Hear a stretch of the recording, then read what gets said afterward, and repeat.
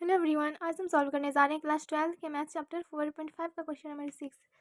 तो ये रहा हमारा क्वेश्चन में हमें इस समीकरण को सॉल्व करके हमें पता करना है कि यह संगत है या फिर असंगत है। तो चलिए इसे सॉल्व करते हैं।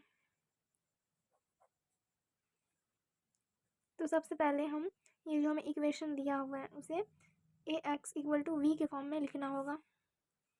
तो लिखते हैं। इसके लिए सबसे पहले हम a लेंगे। इसमें क्या है, 5 - 1 4 2 3 5 और कितना है 5 - 2 और 6। ये रहा ए।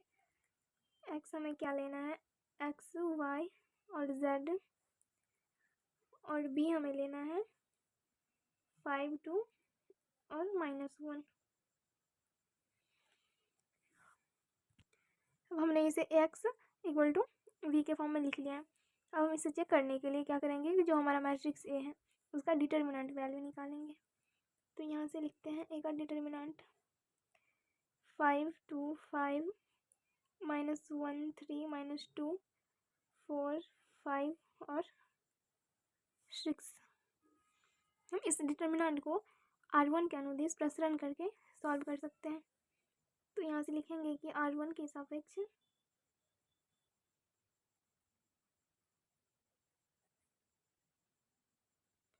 प्रसार करने पर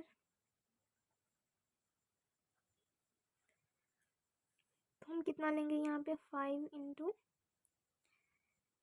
इस कॉलम और इस रो को ढकने के बाद ये कितना आ जाएगा 6 इंटू 3 यानी कि 18, और यहाँ से माइनस माइनस यानी कि प्लस का 10, और यहाँ पे -1, लेकिन यहाँ पे ऑलरेडी एक माइनस है तो यहाँ पे कितना हो जाएगा प्लस का 1 इंटू इस कॉलम और इस रो को ढकने के बाद कितना आ जाएगा 12 माइनस 5 इंटू 5 25 एंड प्लस का 4 इंटू इस कॉलम और इस रो को ढकने के बाद कितना आ जाएगा -4 और माइनस का 15।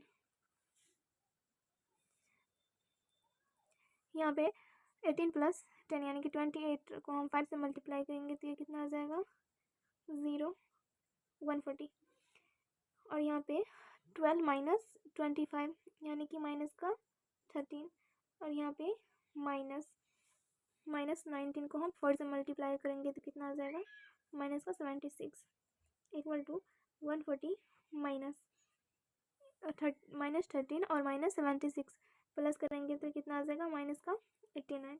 140 में से हम अगर 89 को माइनस करते हैं तो कितना आ जाएगा यहाँ पे 1 और ये 5 यानी कि 51।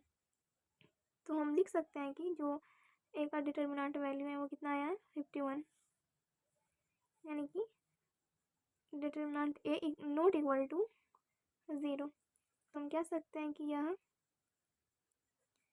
समीकरण का निकाय संगत है।